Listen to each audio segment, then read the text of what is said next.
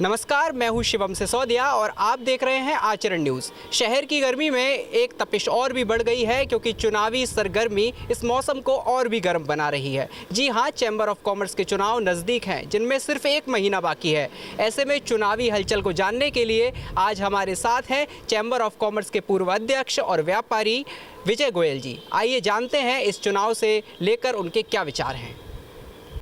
नमस्कार सर। नमस्कार भैया। सर, पहला प्रश्न मेरा यही है आपसे कि अभी फिलहाल दल को निर्दलीय रूप में देखा जा रहा है। पहचान के तौर पर प्रत्याशियों की पहचान है, दल की पहचान अभी नहीं है, क्योंकि क्रिएटिव हाउस के नाम से जो है पहचान आपने रखी है। मेरा प्रश्न ये है कि ऐसे क्या कार्य या उपलब्धियां हैं जिनको मद्देनजर रखते हुए आप ये कहना चाहेंगे कि आपके प्रत्याशियों को ही जो है वोटर्स के द्वारा चुना जाना चाहिए? ऐसी क्या उपलब्धियां आप रखेंगे या कार्य रखेंगे? देखिए, क्रिएटिव हाउस एक बहुत पुरानी संगठन है और ये लगातार चैम्बर चुनावों के अंदर अपने प्रत्याशी उतारता है और सफलताएं भी काफ़ी मात्रा में हमको मिली हैं।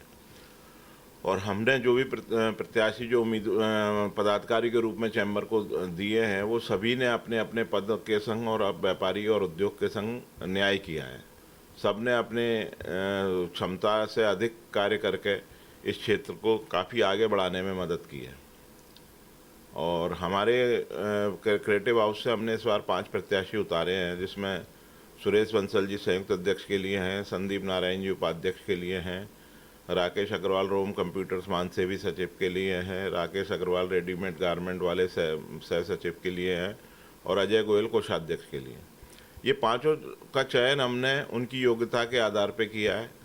व्यापारी को क्या चाहिए? व्यापारी का सबसे पहला ये मन में एक सोच होती है कि मुझे सहज रूप से कौन उपलब्ध होगा और कौन 24 घंटे मेरी बात सुनने के लिए तैयार होगा। हमारे पांचों प्रत्याशी एक कोई बहुत बड़े ऐसे एयर कंडीशन शोरूमों में या उसमें बैठने वाले नहीं हैं। सबके सड़क किनारे अपने अपने व्यवसाय हैं और जो हर समय उपलब्ध रहेंगे, देह में तो उपलब्ध रहेंगे, लेकिन इनके खास बात ये भी है कि इनके मोबाइल कभी भी बंद नहीं होते। ये 24 घंटे 365 दिन काम करने की क्षमता रखने वाले हैं। सुरेश बंसल जी पूर्व में कोषाध्यक्ष उपाध्यक्ष रह चुके हैं, अब संयुक्त अध्यक्ष के प्रत्याशी हैं। उनका अपना एक कार्य क्षेत्र है, वो शहर के छोटे व्यापारी की, रिटेल व्यापारी की नस नस से वाकिफ़ हैं और उसके संग वो 24 घंटे खड़े रहते हैं। इसी प्रकार से हमारे संदीप नारायण जी उद्योग को रिप्रेजेंट करते हैं, वो रक्षा से संबंधित उद्योग का कार्य करते हैं, देश की सेवा कर रहे हैं। साथ साथ वो अभी वर्तमान में उपाध्यक्ष कोषाध्यक्ष हैं और उन्होंने ना पूरा अपने से पिछले 3.5 साल तन मन धन से व्यापारी उद्योगपतियों की सेवा की है और वो भी सहज उपलब्ध है।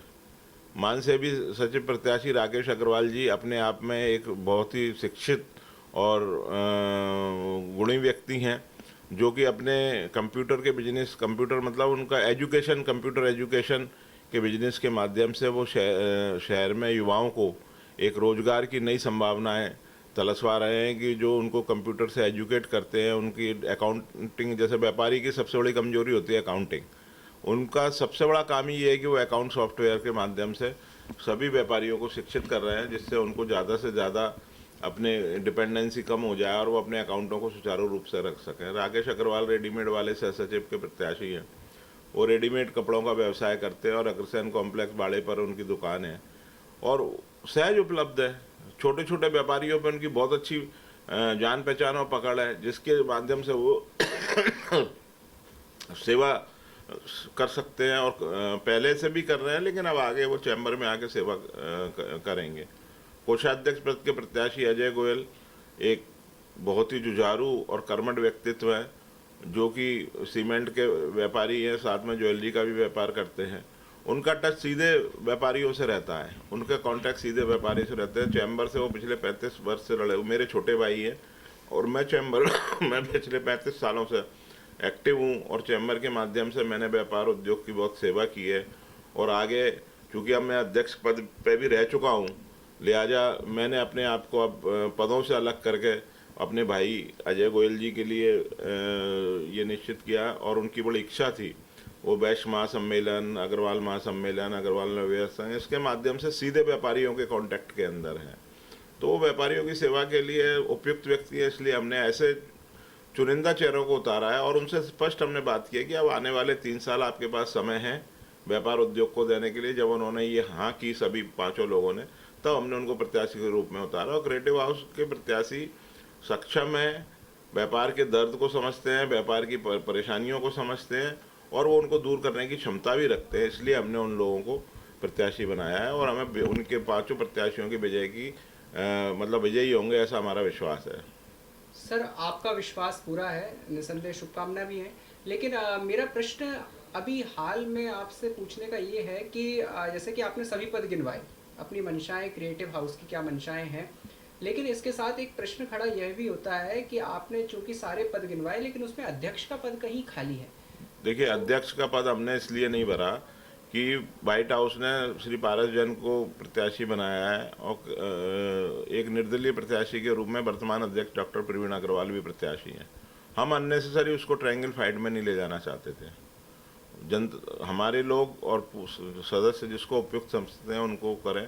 ट्रायंगल फाइट में कभी किसी का नुकसान होता है, किसी का फायदा होता है और दो योग्य व्यक्ति मैदान में हैं, इसलिए हमने उस पद को अपने प्रत्याशी के रूप में किसी को नहीं उतारा।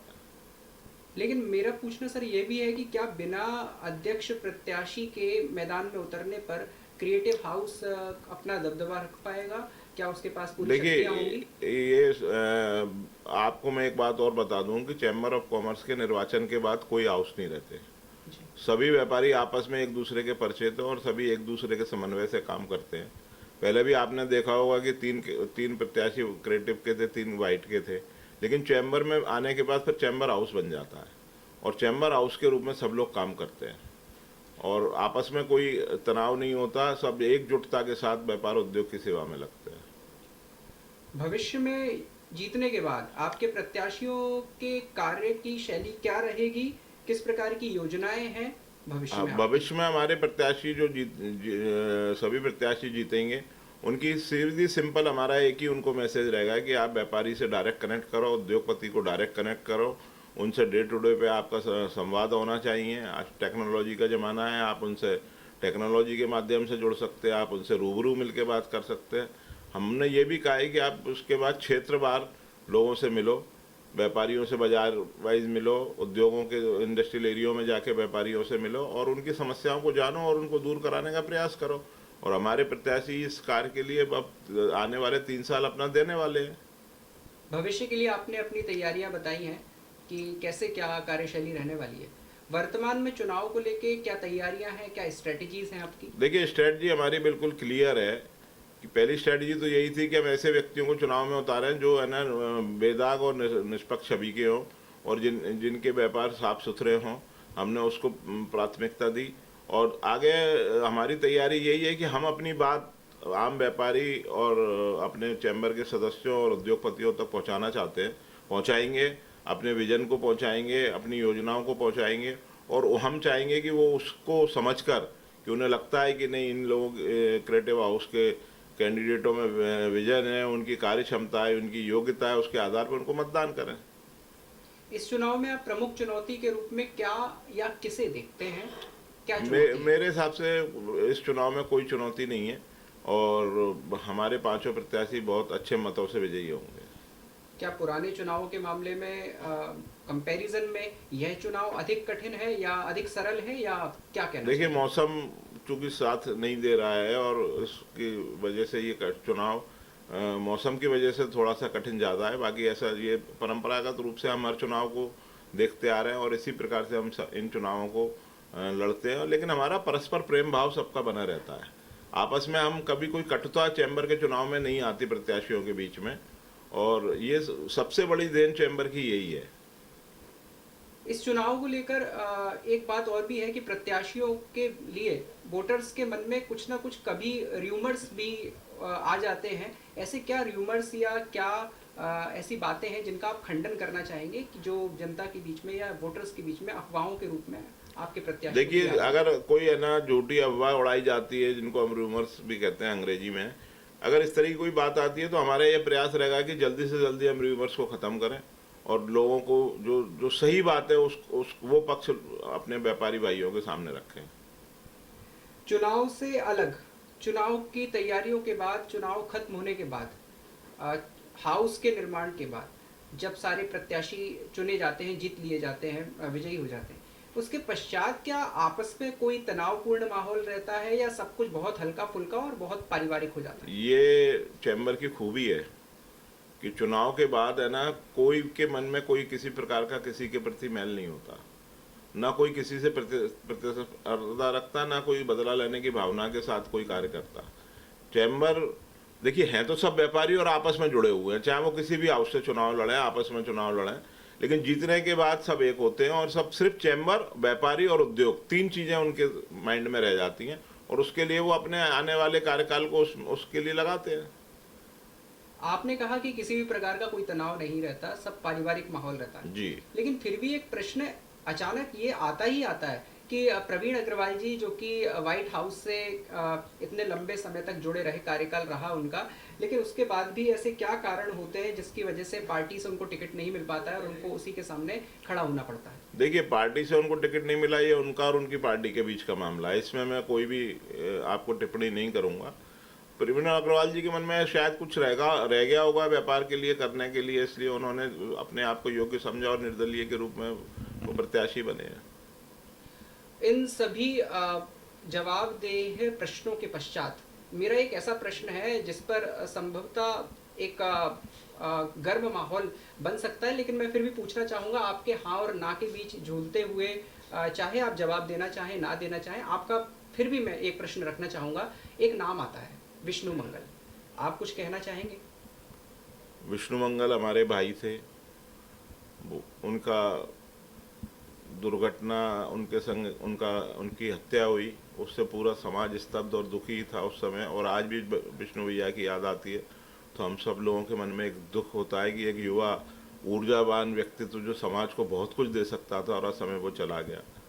हम उनको अपने मन से मानते हैं और उनके लिए हृदय से श्रद्धांजलि अर्पित करते हैं। जी सर, सभी की संवेदनाएं आपके साथ हैं, निश्चित तौर पर शुभकामनाएं भी हैं। बहुत बहुत धन्यवाद सर। Thank you. तो आपने देखा कि किस प्रकार विजय गोयल जी ने चुनाव से संबंधित मुद्दों पर अपने विचार रखे। हमने उनसे कई सवाल किए। इस अवसर पर विष्णु मंगल जी के नाम को लेकर भी उन्होंने श्रद्धांजलि अर्पित की तथा अपने विचारों को व्यक्त किया। चुनाव से जुड़ी हुई ऐसी ही जानकारियों के लिए देखते रहिए आचरण न्यूज। मैं शिवम सिसोदिया, कैमरामैन बिकी के साथ। देश दुनिया की सभी खबरें देखने के लिए जुड़े रहिए आचरण न्यूज से। आचरण न्यूज, हर कदम आपके साथ।